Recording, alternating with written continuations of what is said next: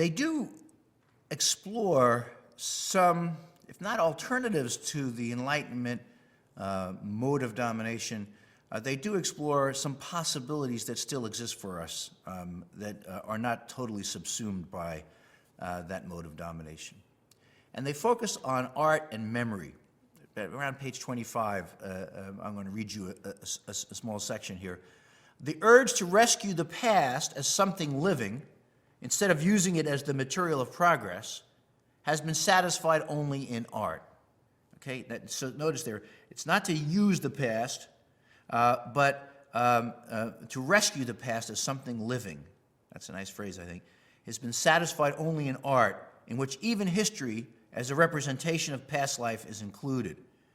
As long as art, including history here, as long as art does not insist upon being treated as knowledge, and thus exclude itself from praxis, it is tolerated by social practice in the same way as pleasure. So art, like pleasure, is tolerated in the Enlightenment modality, but art rescues the past. This will be important for Horkheimer and Adorno because the past contains alternatives to the status quo, the seeds of alternatives to the status quo. It's interesting, isn't it? Rather than trying to project a utopian future, they think of the past as having seeds of possibility that have not yet been cultivated. And so art can somehow rescue the past. Culture can provide us with reminders, pleasurable reminders, because there's aesthetic pleasure involved, pleasurable reminders of alternatives to this totalitarian picture generated by the Enlightenment. However, art too is colonized by the forces of progress and enlightenment. Art too is used by the forces of domination. They certainly saw that in Nazi Germany with the great choreography of mass rallies, the use of film to generate enthusiasm for the regime, to generate hatred of the regime's enemies. But they see, Horkheimer and Adorno, and over the years, Adorno in particular, will see in mass culture another mode of dominating people by reducing the spectrum of what they can hear and see and take pleasure in and find alternatives to the status quo through. So they write, like page 28 to 29, the regression of the masses today lies in their inability to hear with their own ears what has not already been heard. The masses' inability to hear with their own ears what has not already been heard, to touch with their hands what has not previously been grasped. This is a new form of blindness which supersedes that of vanquished myth. So what Horkheimer and Adorno are trying to do here is to remind us that there are forms of art that we might open our ears to, if you will, that we might open our eyes to. But there are great forces in social praxis and social coercion and the homogenization of society that limit what we can hear and take pleasure from, limit what we can see and consider as art. Horkheimer and Adorno were dedicated avant-gardists. They were very interested in how art aggressively pushes the boundaries of what we can think and take pleasure from, and they were worried that as part of the dialectic of enlightenment, as part of the cycle of domination, art would become less and less adventurous. Art would become more and more a form of mass culture or pop culture, appealing to our most base tastes and reinforcing the status quo. They wanted an art that was going to push us to think beyond where we were, to think beyond what the status quo required. And that would be the path to what they call true praxis. True praxis is overturning the status quo through action informed by feeling and knowledge. This doesn't come until the very end of the essay, towards like the middle 30s of our reading. True praxis is capable of overturning the status quo because it integrates theory, pleasure, and aesthetics.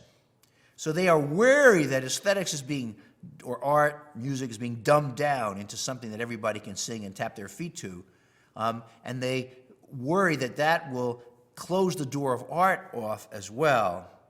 But they have some hope. They have some hope that through art, the past can be redeemed or rescued, and possibilities for the future can be opened up, despite the awful persistence of domination and our participation in it. So Horkheimer and Adorno are doing that work, as I say, in the 1940s, and continue to do that for many years to come. The Frankfurt School is a group of thinkers still today very active through its elder statesman Jürgen Habermas, developing a body of dialectical thinking called critical theory that remains a force in many countries around the globe, a force for understanding how we participate in our own oppression and how we might imagine alternatives to it. The next thinker we're going to talk about this week is Michel Foucault, who comes of age a generation later than Horkheimer and Adorno. Foucault, who was a historian, a philosopher, wrote about art and literature. He was an activist and a bit of a trickster in some ways as well. He participated in the French postmodernism, in fact was a leader of French postmodernism, insofar as he was rigorously anti-foundational. He didn't want to find the really real. He didn't want to find a total dialectic. What Foucault wanted to do in his work, just a small piece of which we have read for this week, what Foucault wanted to do in his work was to tell the story of progress in such a way that we would see how what we thought of was progress was actually a form of greater social control and homogenization. He told that story not because he thought it had objective truth, but because he thought that alternative accounts of how we came to be who we are might actually open up possibilities for us to change who we would be in the future.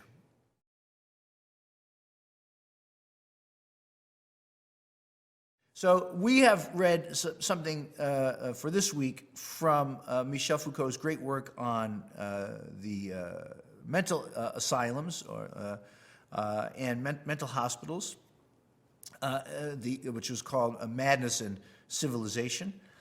It just gives you an example of the Foucauldian, as it comes to be called, approach to the past and approach to politics. For Foucault, the history of mental illness was a great field for deconstruction, if I can use that phrase. It wasn't a phrase he would have used himself, or he would have said a field for genealogy. Foucault saw himself in the Nietzschean tradition. Why? Because what we see in the field of mental illness is a history where we say, up until, let's say, the end of the 18th century or sometime shortly thereafter, we treated insane people very badly. We didn't know they were sick. We thought they were possessed. We thought they were criminals. We thought that we had to chain them up and contain mental illness in a way that was barbaric. And then afterwards, we realized, oh my goodness, these people need our help. We can help them get better. We can return them to normality. And that was a story of progress from persecution or torture and confinement to liberation and progress towards health. Foucault said, no. What looks like progress towards health is actually a wave of conformity, of trying to erase the possibility of difference that madness always represented. So what Foucault sees in the development of the asylum is a massive social undertaking where we erase the possibility of authentic madness so that we can all have more powerful pressure towards normalization, not just for the mentally ill, but for all of us. So here, a history of madness. Foucault wrote, madness escaped from the arbitrary only in order to enter a kind of endless trial for which the asylum furnished simultaneously police, magistrates, and torturers. Madness will be punished in the asylum, even if it is innocent outside it. For a long time to come, and until our own day at least, it is imprisoned in a moral world. And what Foucault meant by being imprisoned in a moral world after the liberation of the mad from the asylum is that we replace notions of the excessive madman or the excessive madwoman who is on the borders of society. We replace that notion with a notion of health to which all of us, in which all of us are imprisoned. In the old days for Foucault, we just had to imprison or ostracize or torture the crazy dude. That was the crazy, and the rest of us were not actually subject to the order, the moralistic order that will later develop. We just tortured the crazy dude. Or we made the crazy dude into a kind of hero for ourselves. We made that crazy dude the king for the day. We gave him pride of place. We invited him to special parties. We made fun of him. We might have tortured him. But we were not all trying to be sane, because the crazy dude actually relieved us of the obligation to conform to some model of sanity. Whereas today, if I asked you, which I will not do because I think it might be illegal, now you're wondering what I'm going to ask you. If I asked you, how many of you in this room are taking psychoactive medication, I actually know already that 36% of you would raise your hands. Wow. Why? Oh, you think that's high? At the art school? No. The art school I used to work, it was 76%. And proud of it.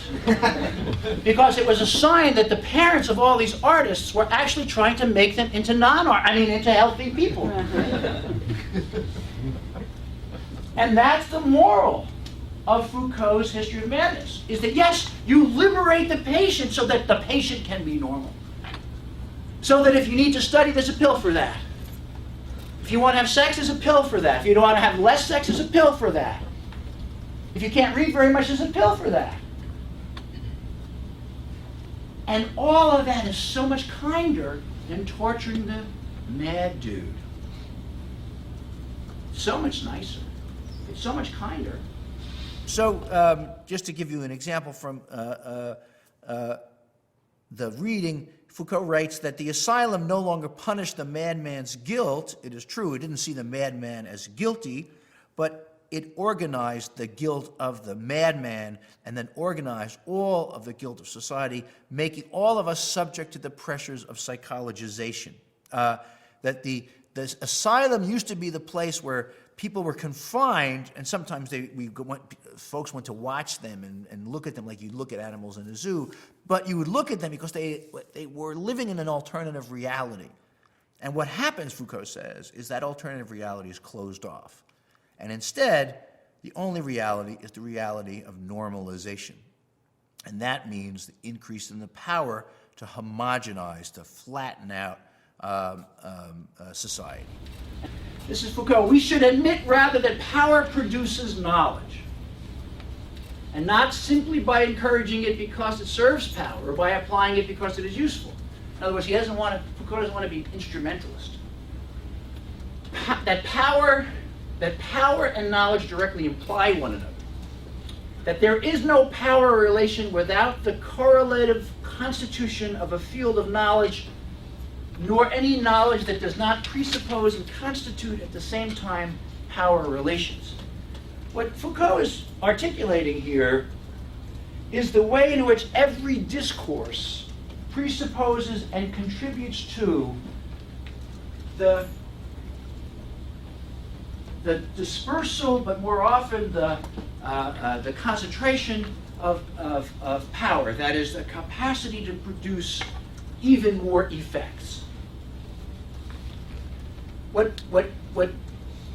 criticism of Foucault arose in this period is that people wanted to know for whom, for what purpose, who's the bad guy. In the Hegelian story, there's a bad guy. It's capital.